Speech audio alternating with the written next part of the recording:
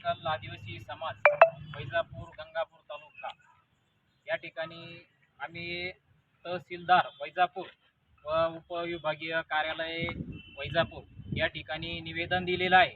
त्या निवेदनातील मागण्या ज्या आहे आमच्यावाल्या ते काय धनगर समाजाला अनुसूचित जमातीमध्ये स्थान न देता स्थान देऊ नये अशा पद्धतीची आमची मागणी आहे। एस टीमध्ये त्यांचा समावेश करू नये अशा पद्धतीची एक प्रथम आमची मागणी आहे।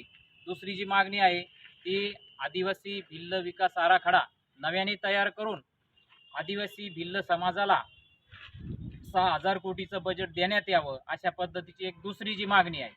त्यात पुन्हा एक तिसरी जी मागणी आहे असंविधानिक जे काही पत्रव्यवहार आहे निर्णय घेणारे जे लोकप्रतिनिधी आहे त्यांना त्यांचा या ठिकाणी आम्ही सर्व आदिवासी समाजाच्या वतीने जाहीर निषेध करतो।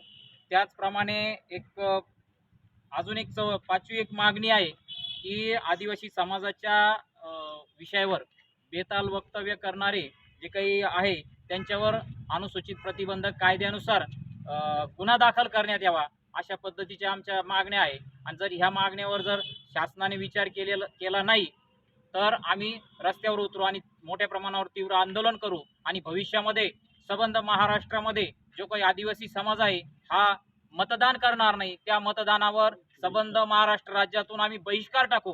कारण आम्हाला कुठल्याही प्रकारचे ज्या काही योजना आहे त्या भेटत नाही आणि प्रत्येक जण जो तो उठतोय तो आदिवासी समाजामध्ये आरक्षण द्या या पद्धतीच्या मागण्या करतोय आणि त्या सगळ्या लोकांना जे लोक पाठबळ देत आहेत अशा लोकांचा देखील आम्ही निषेध करतो।